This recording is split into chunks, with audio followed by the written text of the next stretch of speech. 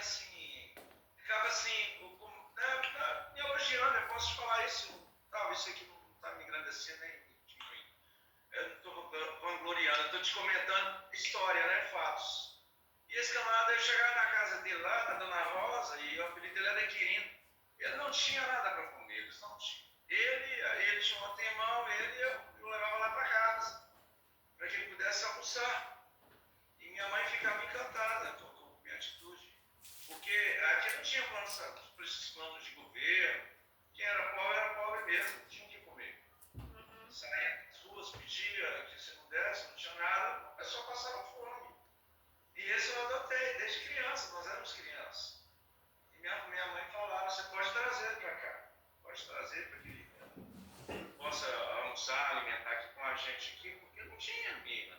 Então aqui, aí no seu caso de São Paulo, imagina que Calvin, o José pode saber, tempos difíceis nós passamos. Hoje nós temos os planos que as pessoas estão passando mais necessidade, né?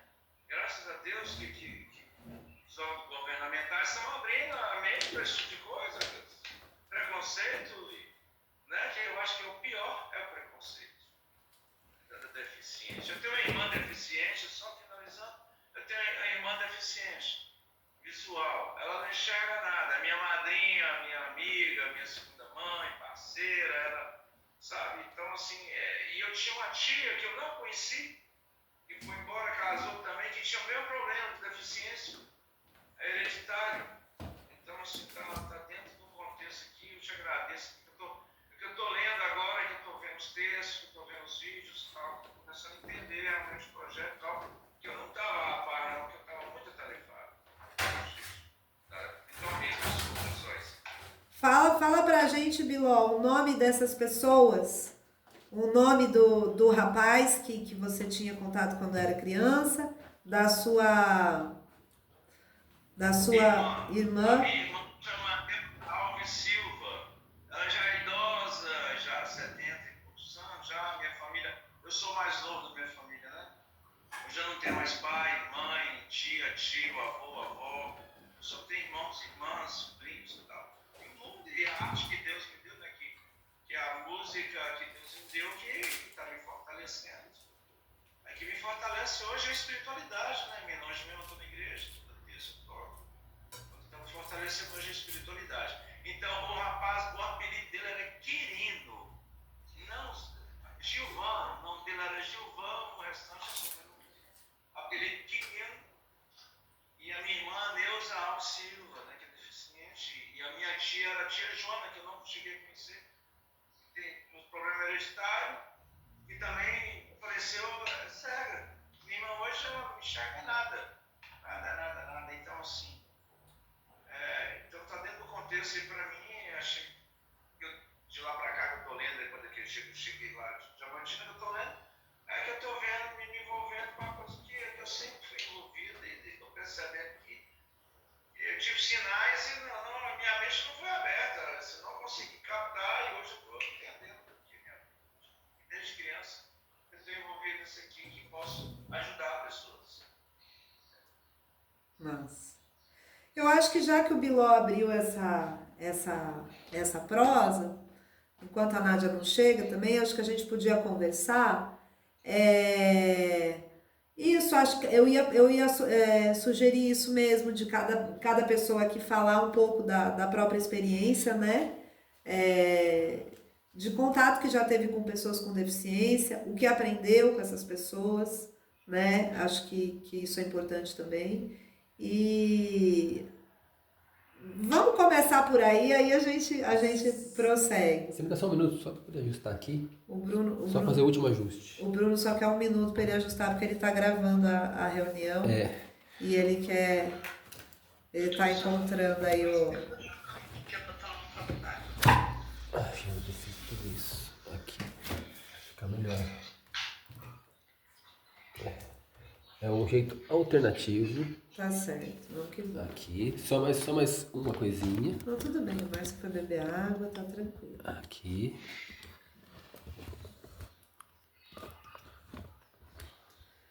Pronto, acho que agora foi. Agora tá legal. Não tá perfeito, né? Mas tá legal. Quer começar falando, Josino, do seu aprendizado com a Ana Terra ou de outras histórias que você tenha vivido? Olha, Ana Terra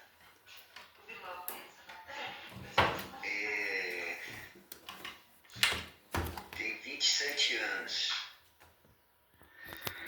Eu fiquei de cabelo branco cuidando de Ana Terra, né? Eu já seria vovô nessa altura da vida, né? Se ela fosse uma pessoa normal, né? Nesses anos, até os 17, a gente tratou ela assim, a alimentação, cuidado, né, com a alimentação, era via oral, né? A gente tinha que aprumar assim, firme a mão no queixo para ela poder conseguir engolir a água, os alimentos, né? E essa posturação que a gente ficava assim arrumando o tempo todo, né? Quem ficava com a gente, né? Nós tivemos várias pessoas que nos ajudaram nesses anos e a gente, o aprendizado é ter paciência, né? Porque não tem o que fazer, né? Assim, ela tem microcefalia e a gente fica aqui estimulando, fazendo o que pode, né? Nesses 27 anos, né? A gente agora tem sonda, né? Ela tem dos 17 até agora, ela já usa sonda, né? E a gente alimenta 4 vezes por dia. Aí, durante a noite, ela às vezes dorme, às vezes não dorme. E durante o dia, às vezes ela dorme no sono, de vez em quando ela dá uns risos, né? A gente fica feliz e a gente faz o que pode, né? E a gente, né, filha, a gente vai ali pro fundo, canta, né? Toca viola para ela e a gente, né, tem o pessoal estimular, tem o pessoal da saúde, né, que vem aqui nos ajudar na fisioterapia e o que mais foi que Mas antes de estar na Terra, você teve a experiência com aquela menina que tinha ensinado a tocar o violão? tá. A Márcia está falando de uma pessoa que quando eu era jovem, né, tinha um grupo de jovens lá em Carlos Chagas, a gente tocava na igreja e tinha uma cadeirante, né, a preta, que a gente levava ela para a igreja na cadeira de roda, pegava ela, né, e eu aprendi violão um bocado assim, vendo, porque ela tocava bem, né, e a gente tinha que juntar, assim, eu tinha uma ladeira, né, então tinha que juntar 2 pessoas para empurrar a cadeira, para subir a ladeira, né, até chegar na casa dela. Mas a Preta era uma pessoa assim, ela tinha um irmão que era músico também, né, tocava numa banda lá em Teoflotone, e era uma pessoa assim para cima, né? Essa questão, a gente lidava com ela como uma música, né? Uma pessoa que gostava de animar, né, com a gente as missas lá e tal, né? Então a gente fazia aquele esforço para buscar a Preta. E agora essa questão da consciência, como é que é o nome aí daquele texto que a gente deu, né? Capacitismo. Capacitismo. Essa consciência eu nunca tive, não, nem com a Ana Terra, assim, sabe? A gente vai aprendendo assim a lidar com ela, né? Como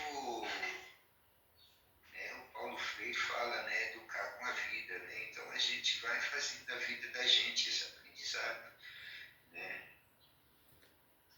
Não tem, assim, né? E tem as máximas, né? Sufoco ainda é pouco, né? Porque a gente tem que pegar firme, né? Tem que estar orando os remédios, os dela e os meus também, que eu tomo um tanto de remédio também. E acordar cedo, e aí já vou fazendo café, e aí já vou colocando os remédios dela para derreter, né? E a Márcia vai cuidando de lembrar de um tanto de coisa, né? Porque às vezes eu durmo um pouco, né? Então às vezes eu esqueço muita coisa, né?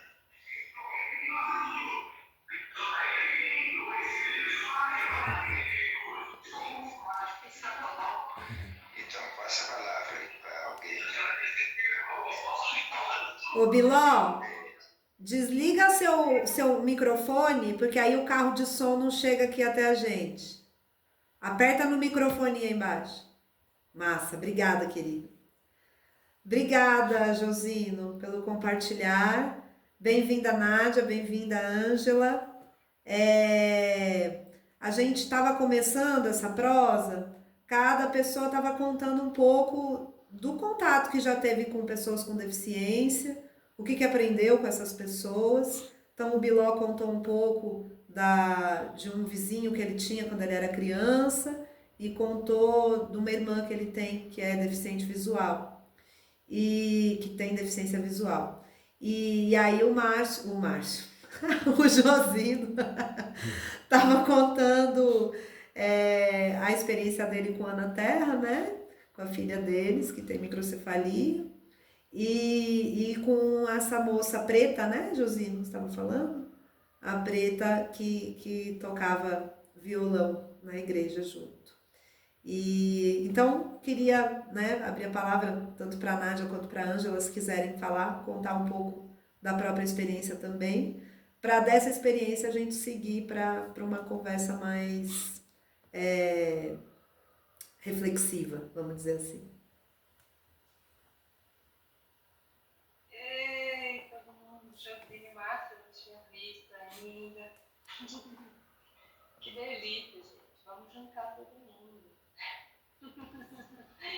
Vontade de fazer tá pertinho, né? E aqui eu entrei quietinha, porque eu vi o Josino. Estou vendo só a cabecinha da Márcia ali. Saudade de vocês. Precisamos nos encontrar mais. E muito bom ouvir, né? Josine. Eu trabalhei em escolas, né? Então, trabalhei já com alguns alunos, já com alunos com autismo grave. Me apaixonei por todos eles. Grave assim, no nível intenso, né? Grave a palavra, né? É muito bonito ver como que os colegas aprendem a lidar, as crianças se adaptam muito mais rápido do que os adultos. Para entender, né, essas crianças. Muita coisa a gente tem que reconhecer que a gente não sabe, né? Quando a gente via, por exemplo, tipo, um aluno que a escola acompanhava o processo de, né, quando estava com medicação errada, tudo isso, assim, como para ver se ficava nervoso, às vezes a gente trabalhava junto, né, tinha que, igual o Josinho falou, assim, né, vai tentando lidar com a paciência, com a amorosidade, com a humanidade e vai reconhecendo que não sabe muitas coisas. Por exemplo, questão da medicalização, né? Simplesmente a gente, sou contra a medicalização, mas não é tão simples assim. Existe um estudo da neurociência que tenta certificar, então, nesse contexto de escolas, com as situações, no contexto de amizade, eu tenho uma amiga muito querida, que é a Miloca, que é síndrome de Down, que é uma amiga dos meus filhos, que é um amor de pessoa, que é uma amorosidade que eu não sei de onde vem. Aí é toda até uma coisa mística, ela é por amor. E eu achei muito legal que as redes desde pequenininha, depois ela foi para a mesma escola que eles, lá em Poços, e eles eram crianças, para eles a Mila era a Mila. E aí, quando ela entrou na escola, eles ouviram alguma coisa de algum coleguinha mais velho, alguma coisa, que ela tinha síndrome de Down. E aí eu vi eles conversando, você sabia que a Mila é dálmata? Nem sabia que era dálmata, mas alguém falou que a Mila era dálmata. Então, tipo, que pra eles não era nada também, entendeu? É muito bonito, né? Essa coisa das crianças. Essa escola em Boston, que era uma escola que acolhia muito, uma escola muito inclusive, trabalhei lá. Mas é bonito como ver o aprendizado para toda a comunidade. Tem que aprender e acolher, inclusive, as crianças. E no mais, assim, eu tenho dois irmãos que têm autismo Asperger, assim, né? Tem um que toma remédio. Meu pai tem autismo leve e tem uma filha que tem transtorno sensorial. Então, é um desafio, assim, entender, né? A gente vai aprendendo a entender essas pessoas e amar, porque as pessoas julgam. Ai, é antissocial, ai, não sabe se relacionar, mas é entender que eles precisam de certos espaços sozinhos, de autorregulação, que o social não é tão simples como é pra gente. É isso. Aí eu acho que no fundo a gente também vai entendendo que todos somos diferentes e se a gente olhar pra gente, todos nós devemos ter algum neurodivergente. Às vezes eu vejo o pessoal falar de TDAH, eu vejo muito em mim, muita coisa em mim, assim. Eu vou anotar o que eu tenho que ter, me disperso muito fácil. Eu acho que é isso. Que eu compartilharia. Ninguém é igual a ninguém. Nós somos diferentes e algumas diferenças são mais, né, fisicamente notáveis, mas socialmente, algumas coisas, a questão do social, né, que interfere. É isso. Mas, assim, muito para aprender ainda, né? Acho que a gente tem muito para aprender, porque reconhecer que não sabe muita coisa. Muito pouco volume, meu amigo. Obrigada, Nádia. Ângela, quer compartilhar também? Uai, pois é, bom dia. Ô, gente, desculpa, porque eu anotei, mas eu anotei que ia ser às 18. Aí que eu ouvi uma mensagem assim, 10 horas. Eu olhei e falei assim, nossa, já começou. Mas enfim, vocês desculpem aí o descabelamento. A gente levanta o computador. Mas o que eu queria compartilhar e do texto que eu li é muito isso que a gente também está aprendendo. Eu acho que a gente está chegando numa atualidade que a gente tem muita coisa para aprender. Por exemplo, essa questão do LGBT, que todo dia aumenta uma letra, aumenta mais um significado, né? Tem seu significado. Essa questão da deficiência, né? É deficiente, não é deficiente, né? É especial, né? Lidar com esses termos, essas falas, para mim, é um aprendizado. Mas eu também, assim como Nádia, eu tive experiência também em salas de aula, na gestão, quando eu estava diretora no Grupão. E foi uma experiência que me marcou muito, porque essa coisa do autismo, por mais que a gente sabe que não é recente, mas a popularidade dela, o assunto dela é recente para a gente, né? Eu lembro que eu acompanhei sobre essa questão do autismo através de um caso de um aluno que me encheu de orgulho esses tempos que eu encontrei com ele de novo. Era um caso de um menino que estava se não me engano, era pré-escola, no primeiro ano, e ele tinha umas reações diferentes, e a professora vivia queixando com a gente, comigo, com a pedagoga. E a gente preocupado como é que a gente ia reagir. Mas uma dessas coisas, o suporte muito, muito bom aqui que eu tive lá quando eu estava na gestão, foi da PAI. Então, sempre quando tinha alguns casos, eram uma escola de periferia, né? Então tinha muita situação, e eles me ajudaram muito a entender essa questão do autismo, por exemplo, que até então a gente sabia que o menino era esquisito, que o menino interagia, quando Nádia vai saber muito bem a questão das avaliações, né, que a gente precisa preencher aqueles campos lá do menino, e a professora não tem nada para preencher, porque ele não reage, e que não sei o quê, ou então ele ficava olhando para a parede, até que entrou nessa história, a gente foi aprender com o pessoal, os profissionais da PAI, para poder olhar também, e até então a família não tinha, e a família cobrando da gente resultado, porque esse menino estava no particular. Depois é que nós ficamos sabendo que a escola particular tinha convidado a mãe a retirar ele da escola, só que não falou com a mãe que o menino tinha alguma coisa, né? Mas ela agia de uma maneira assim, ele tinha nota, por que agora não tem nota? Vocês estão falando que ele não está fazendo os deveres, mas se tal escola ele fazia, e agora ele não está fazendo, o problema é com a escola, não é com a gente, não. E aí foi graças a essa assistência, que a mãe nem sabia que a gente estava buscando entender, que chega no diagnóstico do autismo, e aí a gente precisava falar com a família, e aí a gente precisava falar da família enquanto profissionais da educação, né? Mas como é que a gente falava com o profissional da educação, de um diagnóstico que alguém tinha feito especialista para nos ajudar, né? Para poder como conduzir em sala de aula. E aí ajudou porque a professora precisava, porque tinha muita pintura, né? E o autista, ele não gosta muito de pinturas, né? Muita poluição, muita informação de cores, causa irritabilidade, né? Uma série de coisas. E aí que a gente veio à tona, porque o menino era adotado.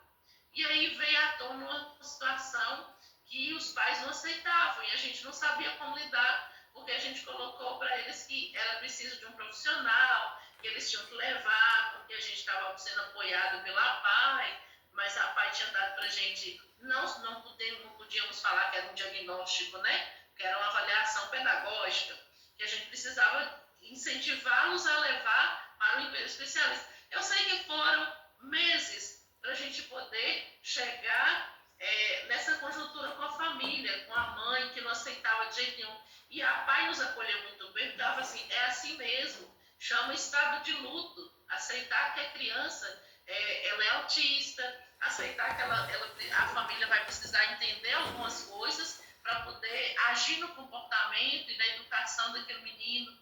E a mãe sofreu muito, e a gente sofria junto com ela, porque tinha também a questão da adoção dele, né? É aquela coisa, né? Para todo mundo, aí como ela fala, mas ele é normal, não tem problema nenhum não, né? Essa coisa assim. E a gente veio à tona justamente por conta de um projeto de percussão que a gente via que o menino irritava muito. Tudo isso foi desembocado, um monte de coisas acontecendo. E aí até para poder nos adequarmos na escola, esse era um caso. E a partir desse caso é que a ficha da gente foi caindo para outros casos, né? Isso é um caso, né, que me marcou muito. Mas também tem o caso, por exemplo, de um coral lá da Itinga, o coral Flor de Lis, se não me engano. Tem uma menina, ela entrou pro coral novinha, ela nasceu sem uma parte do braço. Mas o coral acolheu com tanta destreza a questão dela, então eles não enxergavam a falta do braço, eles viam nela era o coleguinha de coral. Então o que importava ali era a voz, era cantar, e eles davam um apoio, e ela queria ir na frente, né? Então era muito bacana ver também que a arte, ela tem esse cunho agregador. Olha para vocês verem, quanto eu estou contando do autismo, mas olha para você ver, uma menina sem o braço direito, e aí ela recebe o aconchego de um coral e que incentiva ela a cantar e ficar na frente. Ela tinha que ficar na frente, ela se acha, e ela pedia para ficar na frente, né? Então, assim, todo mundo acolhia e acolhe, até hoje ela é do coral. Então, a importância também da arte nessas questões da autoestima, principalmente, né?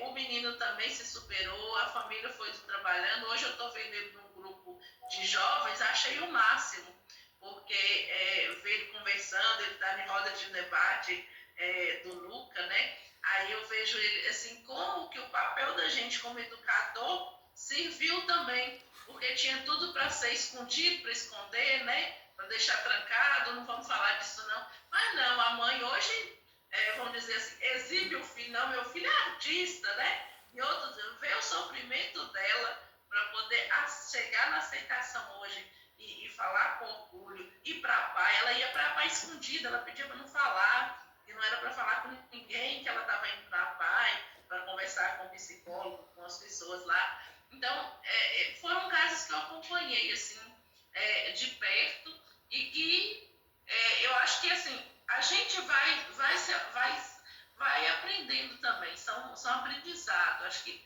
todo dia a gente tem que aprender um pouquinho, tem muita coisa para a gente poder aprender, né? E cadeirante eu vejo uma artesã do crochê, ela mora hoje em Itinga.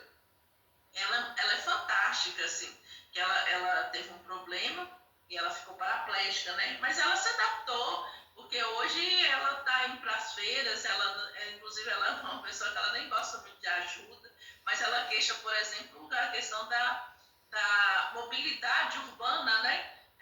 Que impede ela falou, eu quero sair, eu quero ir numa festa, eu não posso ir, porque eu não posso colocar minha cadeira, ela conseguiu comprar aquela motorizada, né? Mas aí, assim, é o carro que não deixa ela passar, né?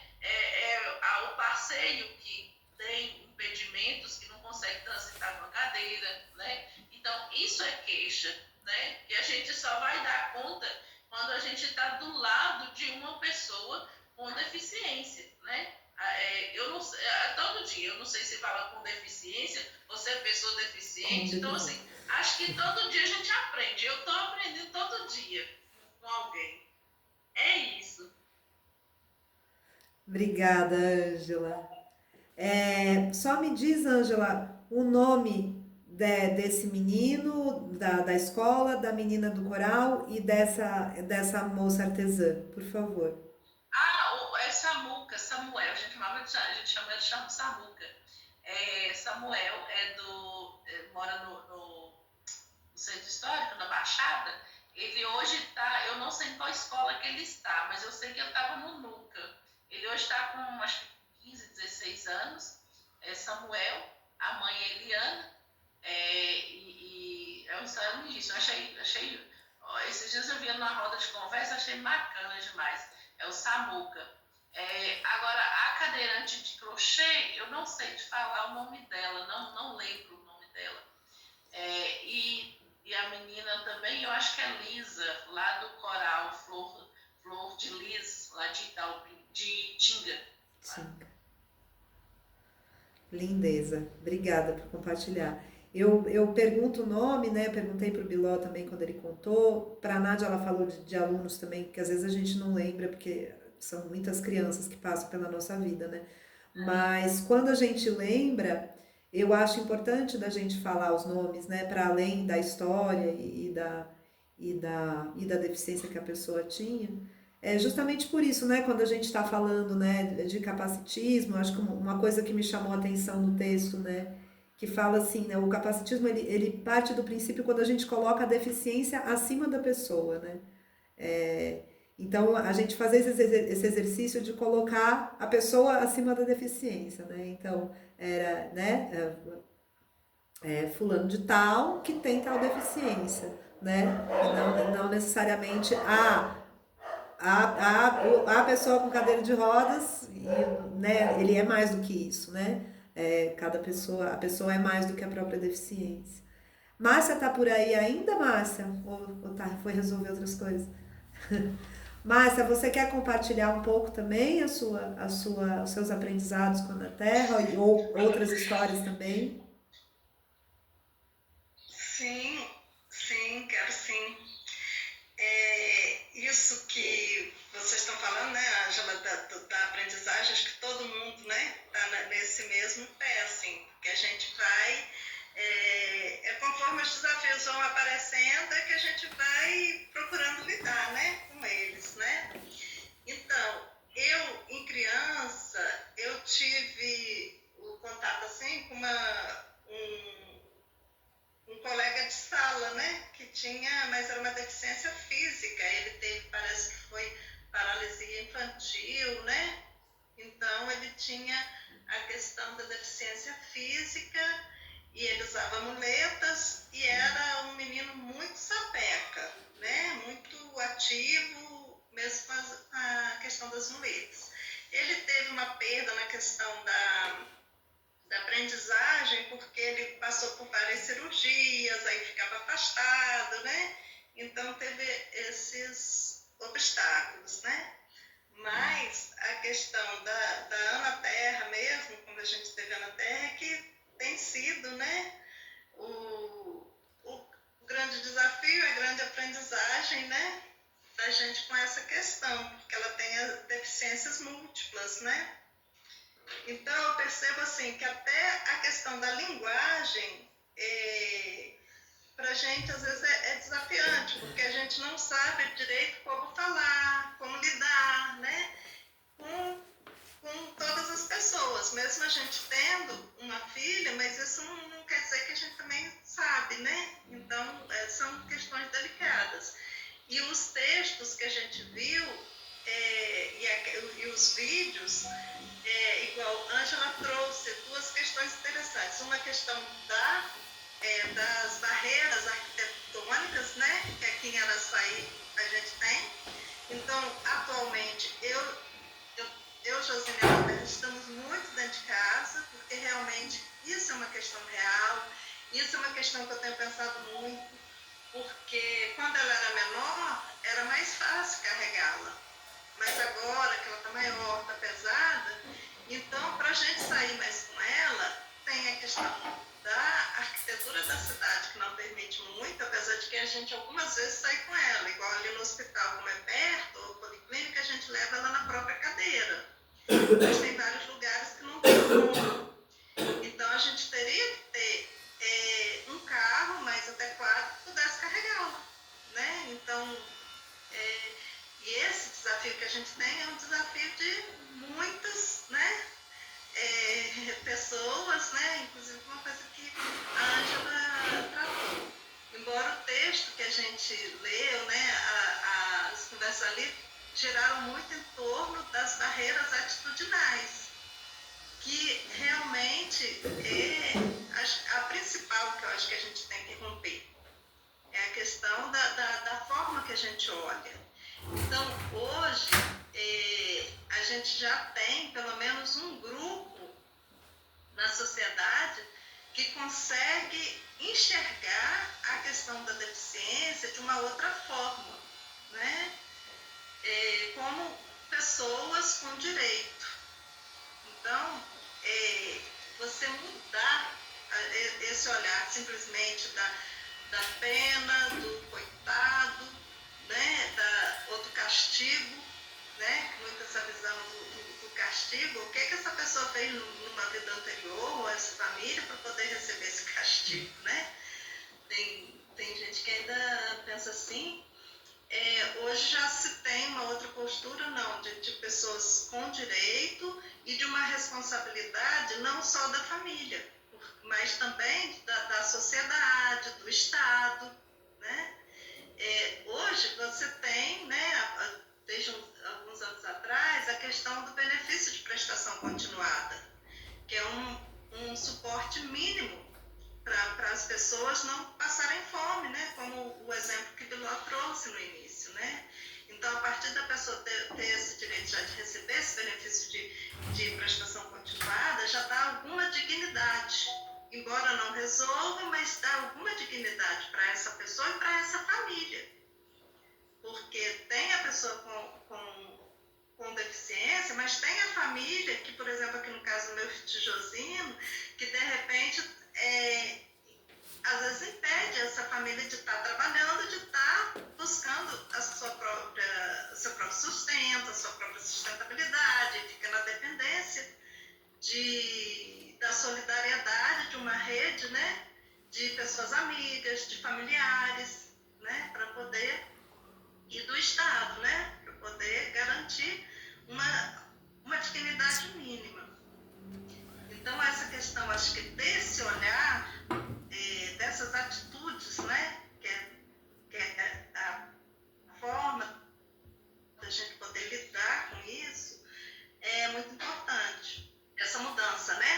pessoas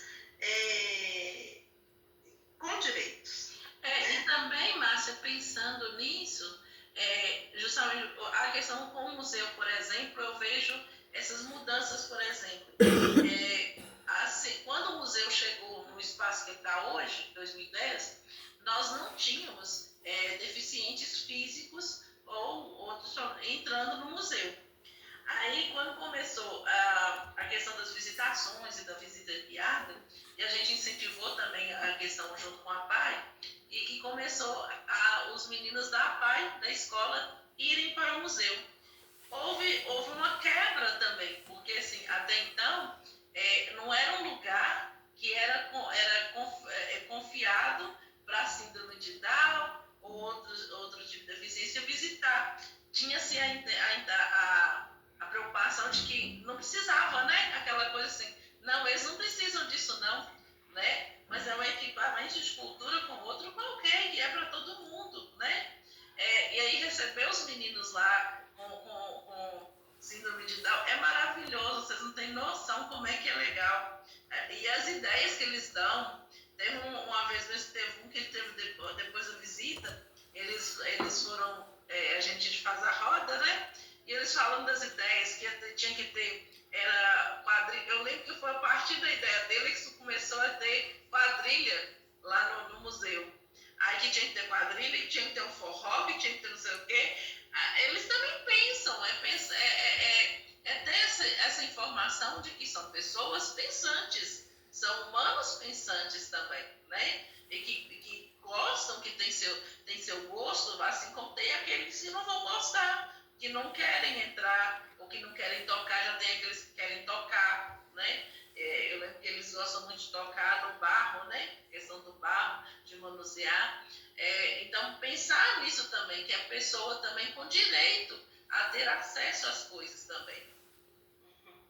Sim, agora ali no museu, para cadeirante, para entrar Nossa, né? desafiante, né? Desafiante. No quintal tudo bem, mas lá dentro, né? Cadeirante ainda não temos, porque a porta, né, é muito estreita. Né? Uma outra questão, Ângela, que você trouxe, que eu acho interessante, é a questão do luto, né? Essa questão do luto, a gente tem que exatamente ter essa sensibilidade, porque, por exemplo, eu vou falar da minha história, né, que eu vivi. No momento, eu tive muitas perdas, né? Primeiro porque a minha gravidez foi gemelar e a gente até o último momento eu tinha esperança que as duas meninas iam nascer com vida, né? Apesar de saber que era, né? Que desde os 5 meses e meio a gente tinha essa fala médica que poderia acontecer de a Lua não sobreviver, né? Mas a gente tinha esperança de que, até o último momento, tinha esperança que as duas iriam nascer com vida. Então, a primeira perda foi esse luto da perda de uma das filhas, né? Tendo a outra para poder cuidar. E ainda ter que ouvir, por exemplo, assim, eu não tinha o direito de chorar, porque se eu chorasse, não, você não pode chorar porque você tem que pensar na que está viva para cuidar. Então, eu não tive esse acolhimento daquela dor. Eu tinha uma para cuidar, mas eu era uma mãe que tinha perdido uma filha também. Então, eu vivi esse luto sozinha, muito solitária. Então, eu não podia entrar no banheiro para fazer nada, porque era no banheiro, quando eu entrava no banheiro, eu abria a boca e chorava, porque fora do banheiro eu não conseguia chorar, porque eu não era acolhida, né? E com um pouco de tempo, mas eu estava na Terra, tinha nascido, e no hospital ninguém nos falou que ela tinha microcefalia. Ela era uma recém-nascida, era uma prematura, era muito pequena, a gente não tinha, né?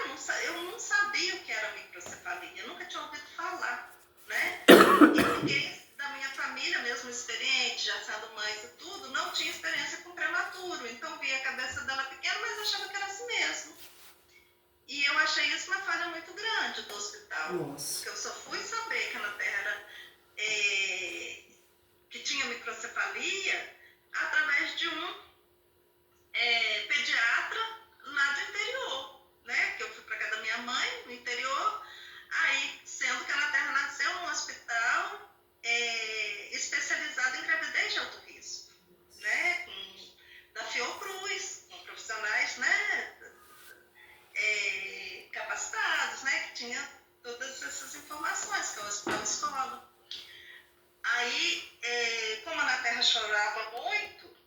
Aí nós levamos num pediatra e ele só de ouvir o choro da Ana Terra na sala de espera, quando nós entramos com a Ana Terra no meu colo, ele viu a Ana Terra e já falou: essa criança tem microcefalia.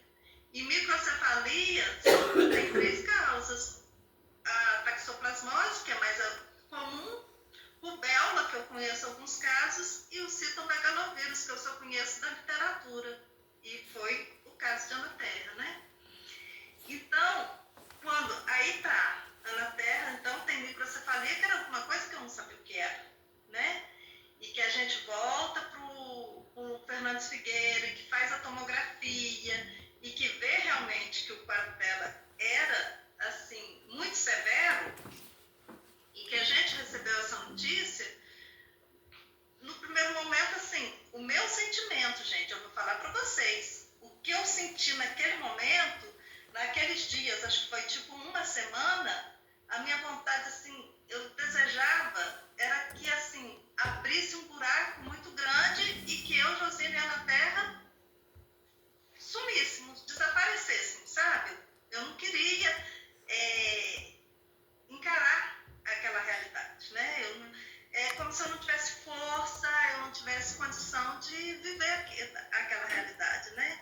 Mas também, ao mesmo tempo, eu lembro que lá no hospital, no dia que a gente recebeu o diagnóstico, ao mesmo tempo, eu e Josino viramos um para o outro e falamos: olha, não vamos nos fazer de vítima, tipo assim, né? Sentir penas de nós mesmos. Vamos viver com dignidade a nossa história, né? A gente fez esse propósito.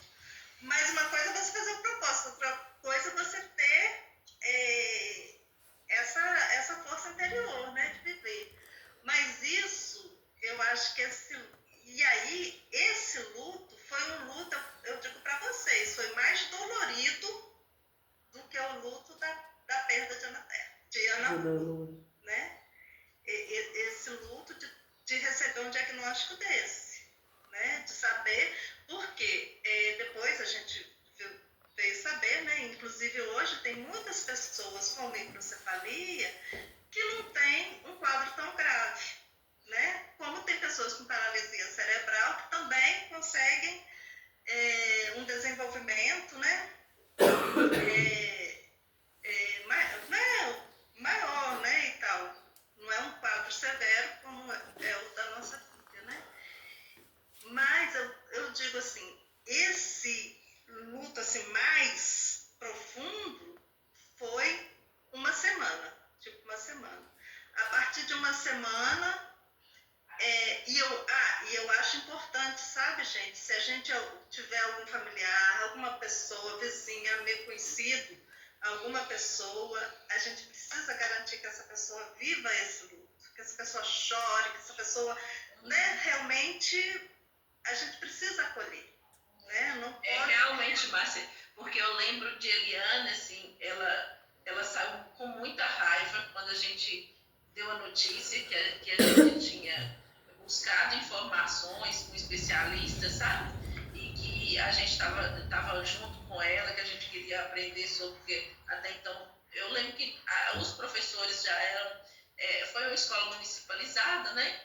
Mas que era um grupo de professores também que nunca tinha lidado com tal situação. Então, a gente buscou apoio na PAI pelo contato com o LIC, com as pessoas, né? E aí, eu lembro que ela saiu com muita raiva da gente. Ela ameaçou tirar o menino, só que aí veio à tona, porque foi um período também que a gente, aquela coisa, a gente precisa buscar os antecedentes, né? O que tinha acontecido, e a gente descobriu que na escola particular ele não tinha rendimento, e ele não interagia. E um dos motivos que ele era estranho, a notícia que a gente recebeu dessa escola particular é que ele era um menino estranho que não interagia. E aí, e olha para vocês verem, a gente foi buscado numa escola pública, municipalizada, e a gente ficou preocupado, porque ele tinha uns comportamentos de não interação. Quando os meninos do Quigênio iam lá, que tinham o grupo dos tambozeiros para tocar tambor, ele ficava muito irritado, e ele fazia muito isso com a cabeça, porque ele não queria ouvir o barulho, né? E durante as aulas também, ele virava as costas para a professora e às vezes assim, como diz a linguagem popular, se o mosquito passar, ele vai junto, né? Porque ele não está vendo o mosquito, ele está vendo um desenho, está vendo outra coisa, né? Ele está sonhando ali com outra coisa. E a sala da professora era muito perequetada, sabe? A professora que quer enfeitar a sala, tinha muita informação nas paredes. E foi que a professora também não aceitava mudar o ritmo, porque na PAI, a psicóloga falou assim, uma das coisas é cuidar das paredes. Tenta adaptar, tirar muita coisa das paredes, porque é muita informação e isso dá dor. É como se doesse os olhos dele. E aí a gente passou, aí pedagoga e diretora, trabalhar com a professora que estava quase aposentando, você imagina, isso é muito. E a mãe saiu irritada. E outra coisa é a palmilha, né, do pé, que era um sinal, né, do autismo também, né? Eu tinha todos os indícios quando a gente foi estudar isso. E aí ela não aceitava. E aí ela veio pra gente com uma condição. Olha, ele foi adotado da ação social. Não sei se vocês conhecem, né? A social é o lugar onde é que as famílias deixam, não querem criar os meninos, às vezes por medida de justiça, coloca lá, né? É o orfanato geral, né? Mas aqui a gente conhece como ação social. Esse menino estava na ação social, essa mãe tinha 3 filhos, mas os filhos todos grandes, criados, até uma menina no exterior, e ela, sabe aquela coisa de sintonia, que bateu o olho numa visita e falou assim, ele estava para adoção, ela falou assim, eu queria levar esse menino, e tem uma campanha na ação social, que você pode pegar as pessoas para passar o final de semana e tal, tem um cadastro lá. E ela pegou esse menino para passar o final de semana. E o final de semana esse que o marido dela falou assim, não, vê como é que adota Samuel, que não vamos trazer para nossa família, porque os meninos estão tudo crescidos, nós precisamos de um menino também. Assim, foi amor à primeira vista. Então, eles estavam, vamos dizer assim, inebriados com a adoção. É o que ela falava comigo assim, não, mas meu filho é normal. Quando nós pegamos ele na ação social, não tinha problema nenhum, não. Ela não tem problema. Ela partiu o pé com a gente, ela ficou com raiva da gente. E a gente tinha medo dela tirar ele da escola de novo, porque a gente não sabia o que ele ia enfrentar depois em outra escola. E aí que teve essa intervenção toda. Então, assim, aí veio o CRAS, que ajudou a gente, né, para conversar. Então, se a gente não tiver esse apoio, né, Márcia, e abrir o coração e os olhos para estar atento, porque assim, a gente não estava isentando da aprendizagem, mas era uma aprendizagem diferente, né?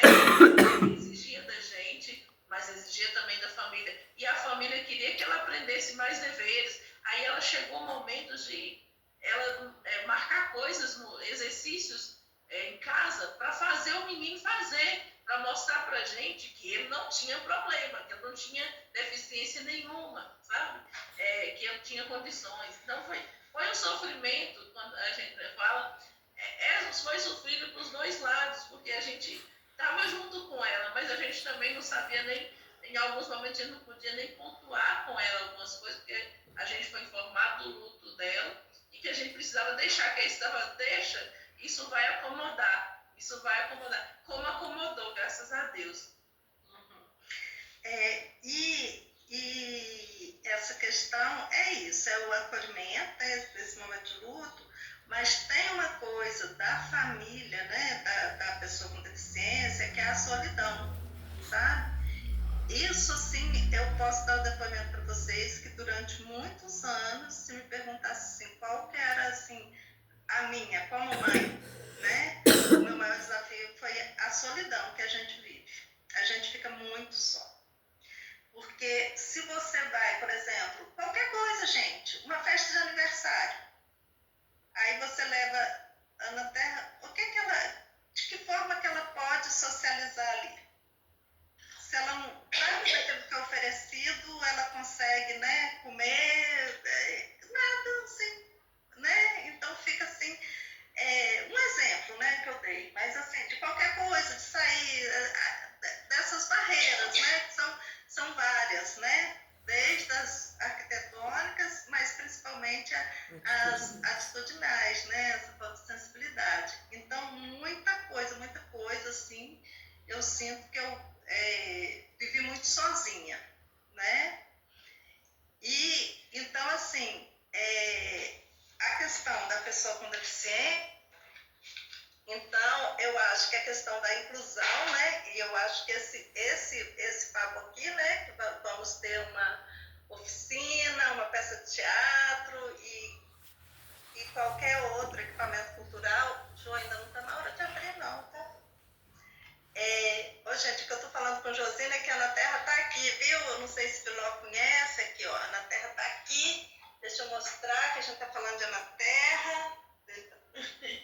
Aqui, ó. Ana Terra é essa menininha aqui. Ali, a Ana Terra, a mamãe está falando ali com Mirna, com Biló, com Ângela, com Nádia, com Bruno. Oi, Ana! Você? Ana Terra! Aí, ó. Ei, Ana.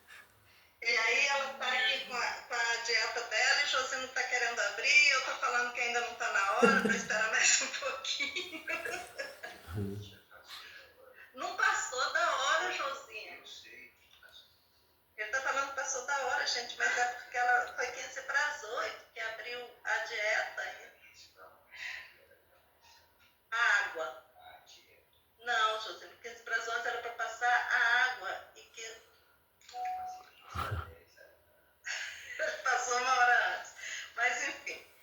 E aí é isso, gente. Eu acho que a questão da inclusão é uma questão, né, não só da pessoa, mas do entorno, né, da família, né. E às vezes tem algumas conversas que a gente demora muito.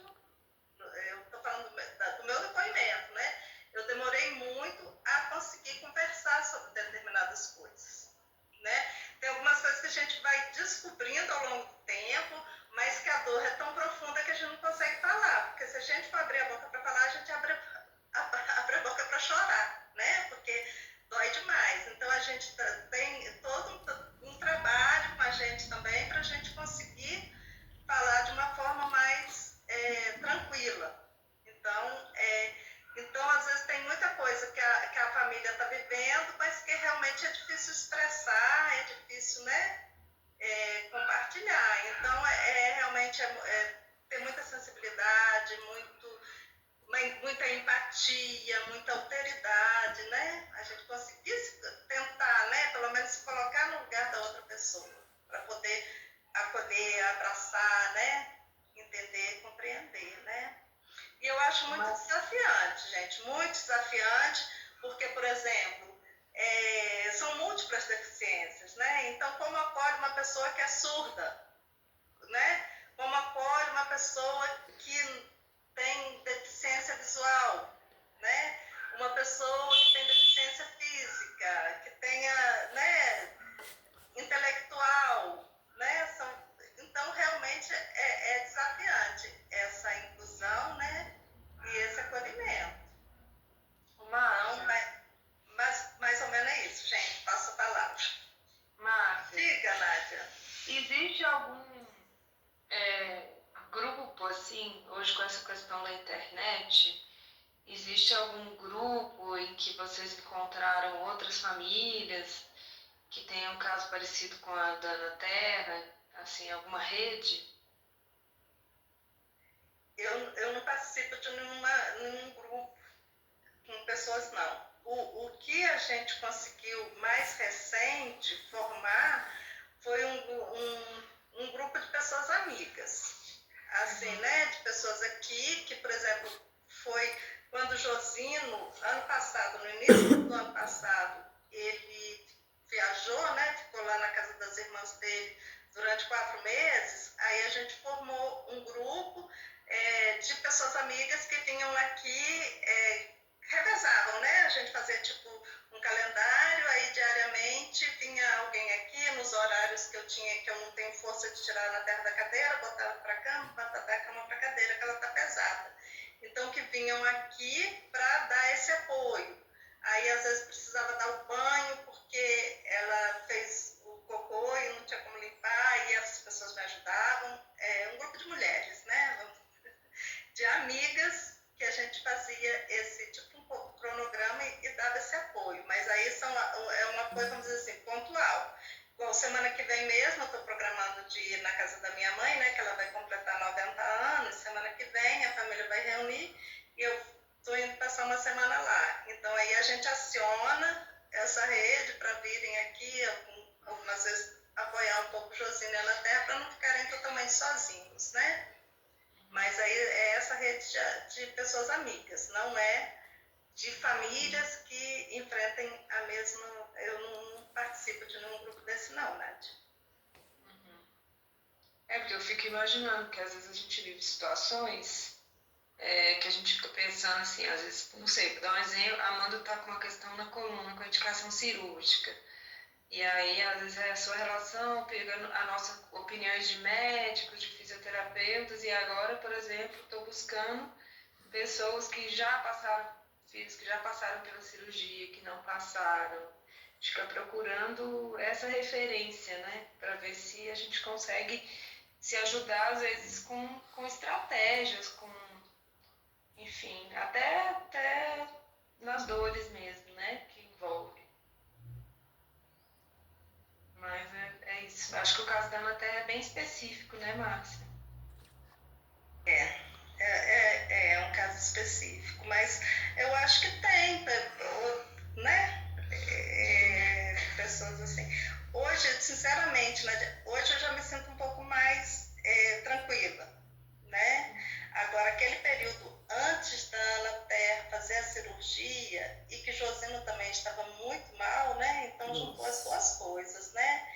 Então foi muito pesado. Porque eu passava muitas noites acordada, com a Ana Terra esperneando, né? Sentindo dor e eu sem saber o que fazer. Então foi muito desesperador. Foi um período muito desesperador. Hoje, depois da cirurgia, que ela, mesmo que fique acordada, ela já fica mais tranquila, né? Que a gente sabe que ela está alimentada, que ela está hidratada, né? Consegue receber a medicação de direito. Então, já ficou um pouco meio... Josino também já está um pouco mais, né? Ela de ser teimoso, mas está mais controlado, já melhorou um pouco. Ô, Márcia. Oi, Bilão, fala. Eu morei mais em Belo Horizonte do que aqui na região, então eu não sabia. Eu fiquei durante muito tempo, assim, me isolei, eu tive perdas, eu me separei, fui forte, perdi um irmão assassinado, que era meu padrinho, e depois eu perdi minha mãe. Aí eu caí numa depressão, eu me isolei, entrei em drogas e, enfim, eu não queria mais viver e tudo, sabe? Então eu sinto mais ou menos assim, de ser percebendo um pouco do trabalho de vocês. Aí fui para uma clínica de recuperação, fiquei 9 meses. E fiquei o tempo que eu precisava, porque senão não ia aguentar, não ia suportar. E o que hoje está me fortalecendo é a espiritualidade. Porque eu saí da clínica, todo mundo que estava nessa clínica lá, de entorpecente, a droga fumada, cheirada, bebida, todo mundo recaiu. Até os terapeutas lá, os não. Fiquei sabendo que terapeuta lá recaiu, pessoas que não usavam força. Então hoje eu vejo assim, minha amiga, que o dia que eu vou retornar em Araçuaí, eu estou fazendo uns trabalhos pessoal aí, por favor, quero ir na sua casa, quero conhecer a Ana pessoalmente. Então, eu passei por um processo muito brabo, que eu não tive uma doença que era assim, mas eu sou mais dono de casa, e ajudei a sepultar meu povo todo, praticamente. Minhas tias, meu negócio e tal. Então, eu passei por um processo de crescimento espiritual que eu estou vendo o seu negócio aqui. E hoje, a gente lá na clínica, eu aprendi uma história lá, porque nós tínhamos vários segmentos de religiões e tal, diferentes pastores e padres e tal, que nos visitavam lá de terça a sexta. E eu tive uma que eu me lembro bem, que uma passagem lá, que é o seguinte, que o camarada estava indo com uma cruz, e essa cruz ele cortou, que estava muito pesada. E eu não sei se vocês conhecem, mas vou falar aqui, está na minha mente. E essa cruz eu estava achando que estava pesada demais. Ele falou, tira um pedaço. Aí foi lá na madeira, Josina, e cortou, tirou um grande pedaço. Só que quando ele chegou lá na frente, as pessoas que estavam a cruz era a conta de passar, de atravessar. Aí não deu para ele atravessar. Ele ficou para trás. Porque o nosso Criador tinha dado a cruz para ele. E ele rejeitou, ele cortou. Ele não conseguiu atravessar o caminho para ir para a felicidade. Porque ele não aceitou. E eu vejo vocês de uma forma tão bacana aceitando a cruz, igual eu aceitei a minha hoje. Hoje mesmo estou na igreja, hoje. Segundo dia de novena aqui da nossa comunidade, São Roque. Aí vou fazer um show também, todo ano geralmente eu faço, dia 14 eu vou fazer. Eu estou vendo a minha cruz, então eu não estou deixando mais. A minha irmã mesmo também que tem deficiência, eu converso com ela, ela falou, Roberto, meu nome é Roberto, para quem não sabe, meu quilômetro é Roberto. Nem até eu fico assim, quando me diz, Roberto, eu falo, será que sou eu mesmo? Todo mundo sabe, conhece o Biló desde criança, né? Negócio de futebol, então ela fala comigo assim, ainda bem que Deus deu para mim na nossa família, porque desse um outro irmão que não tem uma condição financeira de ter tratado, né? Então ela aceitou, hoje ela aceita. Ela vai buscando, ela canta e tudo, ela aceitou de uma forma assim, que hoje ela está mais feliz. Mas antes era difícil para ela. Ela reclamava para mim que ela era minha madrinha, eu sou mais novo. E ela reclamava, Roberto, eu fico tão triste que eu chego nos lugares, eu não conheço ninguém, eu conheço pela voz. Ela conhece pela voz. Se você levar a mão assim na frente dela, ela não enxerga para te cumprimentar, se você estiver fazendo, né, cumprimentando. Ela não enxerga. Ela hoje já não está, ela já está mais indo na igreja, vai na casa de uma filha, vai na fazenda que eles têm, que vai lá, mas não vai nos cantos mais. E ela perdeu a visão toda fora. Eu fico perdido, eu chego lá, não consigo falar. E eu fico muito chateado. Ficava, né? Porque agora ela já está mais aceitando. Então, assim, eu acho tão maravilhoso que vocês... Sabe, a luta, então, assim, se a gente for olhar realmente de perto, ninguém é normal, como o seu poeta.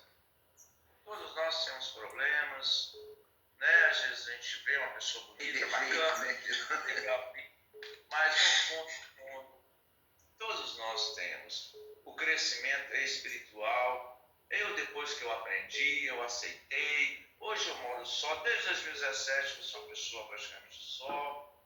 Mas o meu crescimento espiritual foi muito grande lá para cá. Antes eu tivesse tido esse crescimento e tal, porque eu aprendi muita vida. Hoje eu enxergo coisas que eu não enxergava antes.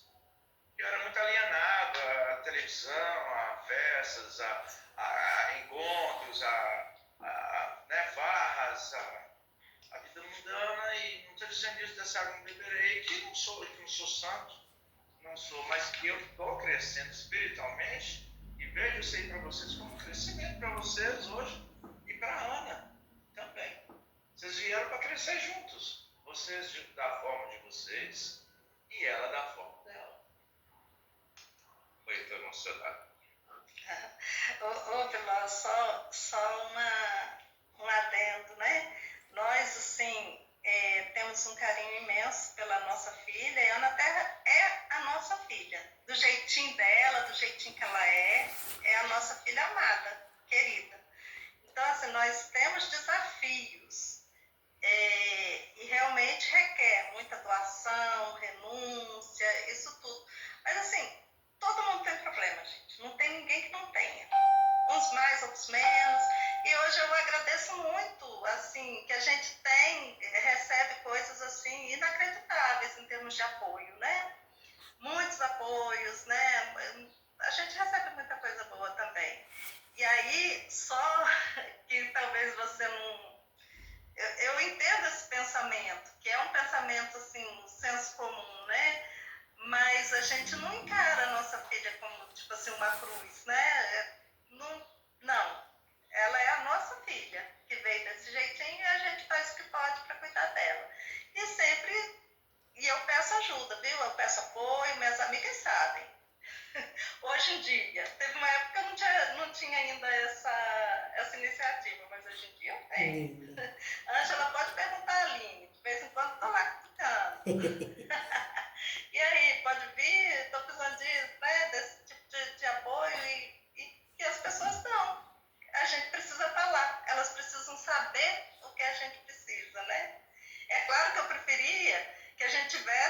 assim, pessoas mais perto, no dia a dia, permanente, que a gente não precisasse falar, que as pessoas já estavam vendo. Mas como não tem, quando eu preciso, a gente pede. Então tá, gente, passando a palavra. Ai, gente, quero agradecer muito o compartilhar das histórias. Eu acho que é sempre importante a gente ler e ir para a teoria, assim, mas o quanto cada história ensina muito pra gente também, né? E o quanto eu acho que muito do que a gente tem de capacitismo tem a ver também com o quanto a gente convive pouco, né, com pessoas com deficiência. E aí a gente não sabe olhar, né? Eu mesma agora conversando, né? Ai, a gente marcando a apresentação e vai ter apresentação, e eu super, eu quero muito que a Ana Terra esteja lá, se ela puder, e não sei o quê. Mas eu falei, mas e eu parei para pensar como é que vai ser o transporte da Ana Terra de lá para cá? Não parei para pensar. E eu preciso parar para pensar, né? Se for do interesse de vocês levá-la ou não, mas assim, isso é uma responsabilidade minha também, né? Não é algo que é só da família, a família tem que se virar, não. É uma responsabilidade da gente enquanto sociedade, né? Eu queria falar uma coisa com vocês sobre tempo, rapidinho. A princípio estava previsto 1h30 de encontro, né? Das 10 às 11h30, só que a gente começou com meia hora de atraso. Então eu queria ver com vocês se tudo bem a gente ir até meio-dia. A gente tem mais 20 minutos. É tranquilo para vocês? Tá. Eu vou ter que sair, gente. Assim, agradecer, se compartilhar, né? Pensar nesses processos, ouvir, por exemplo, o Márcio Jusino, traz muito para mim essa questão de pensar, quando a gente pensa em acessibilidade nos projetos, pensar que muitas vezes a acessibilidade é acolher a família, né? Isso tipo é assim, acolher o todo, enfim. Muitas coisas para refletir, agradeço muito, mas infelizmente eu não consigo ficar mais. Tá, a gente tá gravando. Peraí, Biló, deixa eu... A gente tá gravando. Tá. A gente tá gravando, eu vou mandar a gravação depois. Então, quem tem que sair agora, depois se puder acompanhar esses últimos minutinhos para poder ver as reflexões que a gente fez a partir das conversas que a gente teve, eu acho importante. Eu queria falar uma coisa também. Tá? Eu queria só aproveitar que tá todo mundo. Não, tá aqui, ó. Tô na minha câmera também. Eu queria só aproveitar de dar um print. Eu queria que o Eu pessoal já dei abrisse. vários prints. Não, eu quero dar um print agora com o computador, que eu acho que vai ficar mais organizado. Todo mundo então abre a câmera, sorri. Se for possível, se pra quiser. tirar o print, Se quiser, vai. né? Se quiser. Ângela tá por aí, Ângela? Você consegue abrir a câmera? Ah, ótimo. Consigo. Peraí. Vamos lá. Só Isa. 1, 2, 3 e foi. Não. Tá certo. Peguei. Acho que foi. Mas ainda não. Agora vai. Vai de novo. Agora vai. Foi. Pronto. Beleza, gente. Então tá. Vamos continuar, quem puder continuar, por favor. Biló e Nádia, fiquem à vontade. Um abraço. Eu vou sair também. Oh, meu Deus, mas vamos ficar só nós. Aí como é que faz? Deixa eu só fazer umas 5 minutos, então, gente. 5 minutos, já foram. 5 minutos, Ângela, só. Só pra gente pontuar algumas coisas. Eu ia também falar um pouco da minha experiência. Eu ia pedir pro Bruno falar da dele, mas tudo bem. A gente fica para uma próxima. Eu só queria, então, pontuar algumas reflexões que surgiram aqui pra gente firmar isso na nossa mente, no nosso coração, né? A Nádia falou uma coisa, né, que eu pedi para falar do aprendizado com as pessoas com deficiência. Eu achei que teve uma palavra que ela colocou que eu achei importante, que é o aprendizado principal que ela teve, né, nas vivências dela foi reconhecer que não sabe, né, e se disponibilizar a aprender. Eu acho que isso é o principal, é o fundamental. Como a Márcia falou, são muitas deficiências, né? São muitas necessidades diferentes, né? Coisas diferentes que a gente precisa ter um jogo de cintura e precisa entender que às vezes a gente não sabe. E aí a gente precisa buscar, né? Outra coisa que me pegou bastante, assim, no texto que eu passei para vocês, né, que foi um questionamento sobre as dificuldades de acesso arquitetônico, né, o quanto elas para mim são atitudinais também enquanto sociedade, né? Porque por que que a gente construiu a sociedade, a cidade dessa maneira? Porque a gente não está aberto para essa mentalidade da diversidade, né? Então, é a pessoa que tem dificuldade de locomoção ou é o ambiente que não está adaptado? É o ambiente que não está adaptado. Se a gente vivesse, né? Vamos fingir que a sociedade é uma sociedade em que todo mundo tem. Ninguém tem dificuldade de mobilidade, ninguém tem nenhuma questão de deficiência física. Vamos pensar que construíssem as ruas com degraus gigantescos que as nossas pernas não conseguem alcançar. O problema é nosso, das nossas pernas, ou o problema é do degrau? O problema é do degrau. A mesma coisa em relação a uma rampa de acesso para uma pessoa com cadeira de rodas. O problema é da pessoa que usa cadeira de rodas, ela que não consegue se locomover ali, ou é o fato de que não tem uma rampa? E aí isso entra para a questão atitudinal também, né? O fulano não consegue aprender, ele não consegue aprender, ou a gente que não conseguiu descobrir ainda o jeito que ele aprende. Claro, cada um com as suas limitações, mas assim, eu sinto que a gente, historicamente, enquanto sociedade, a gente excluiu muitas pessoas, e de fato, né, até pouco tempo atrás, as pessoas com deficiência eram mais ainda confinadas dentro de casa, não tinham o direito de acesso ao espaço público, e a gente construiu uma sociedade que acreditou que só existia um tipo de pessoa. Que já é um absurdo, porque mesmo as pessoas que não têm deficiência são muito diferentes entre si. Mas assim, a gente construiu uma lógica de sociedade em que essas pessoas não são levadas em conta, as pessoas com deficiência não são levadas em conta. Então, o que a gente está tentando fazer é desconstruir essa lógica. É falar, opa, peraí, o problema não está no autista que se incomoda com o som alto, né? O problema está no fato de que eu não estou levando isso em consideração, né? O fato de que eu não aprendi ao longo da minha trajetória que existem pessoas que têm essa questão. E aí, como que eu vou me adaptar a isso? Eu tenho que me adaptar a isso também, né? Então, eu acho que essa nossa conversa, ela trouxe várias reflexões, assim, que eu acho que a gente tem que trazer para a nossa prática agora, né? Vamos receber o público no dia da apresentação, vamos receber o público nas oficinas.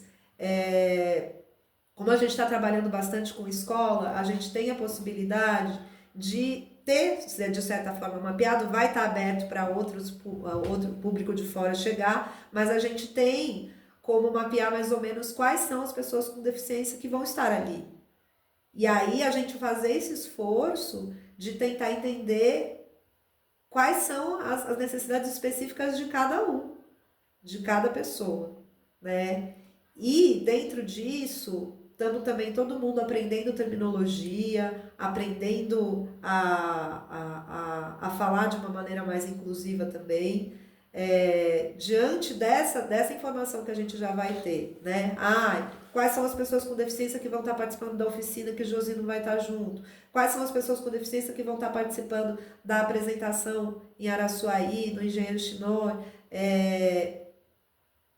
A gente, para essas deficiências específicas, eu queria pedir lição de casa para que todo mundo estude a terminologia correta para essas deficiências específicas. Como que a gente vai falar com essas pessoas, como que a gente vai receber essas pessoas e como que a gente vai pensar a melhor maneira de acolher essas pessoas nas nossas apresentações.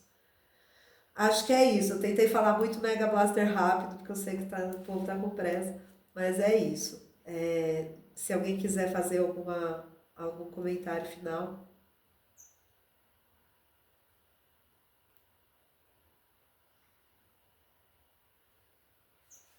Acho que não. Então vamos encerrar, minha gente. Enfim. Mas, Mirna, Diga. e o que você espera que eu faça, hein? Cante, José. Exatamente. Cante suas 4 músicas. E assim, eu vou ter a informação nas oficinas de quais são as pessoas, se vai ter pessoas com deficiência nas oficinas que você for cantar. E aí, por exemplo, vou dar um exemplo. Isso a gente vai fazer a partir da realidade, das necessidades que surgirem, mas vou dar um exemplo. Vamos dizer que vai ter uma pessoa cega na oficina que você vai dar. Aí, o que a gente faz com essa pessoa que é cega na oficina? Antes de começar a oficina, ela pode se aproximar, ela pode poder tocar a viola, sentir as cordas, sentir o som da viola. Você vai conversar com ela vai ver a sua voz, ela vai poder tocar o seu rosto para saber como que é a sua fisionomia. Então, isso é um exemplo, né? Pode Posso ser. posso cantar para ela assim: cego eu vi a fúria de Apolo das flechas de fogo, eu vi como amor atalha a ira, e vi como a água apaga o sangue e a alma ferida esquece o corpo. Quem ganha o que quando vem o esquecimento? Quem ganha o que quando vem o esquecimento? Cego eu vi a fúria de Apolo das flechas de fogo. Isso é um poema do Brandão. Você falou do tema cego, né? Eu acho muito bonito esse poema, né? Mas eu vou cantar para um outro público, né? Então vou cantar umas músicas mais infantis, né? Do Brandão também, umas coisas assim da semente. Fique à vontade para os seus improvisos, que eles são sempre bem-vindos, Josino.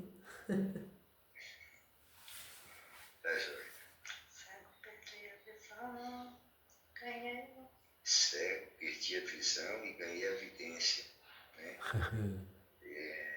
Foi para Luiz Borges, né? Que bonito.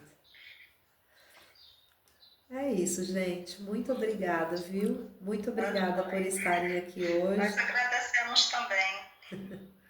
Vamos almoçar? Vamos. Hora de alimentar, para poder brincar. Nós temos que enfrentar mais um dia. Beijo, gente. Gratidão, viu? Então tá, beijo. Obrigada, gente. Beijo. Tchau. Tchau.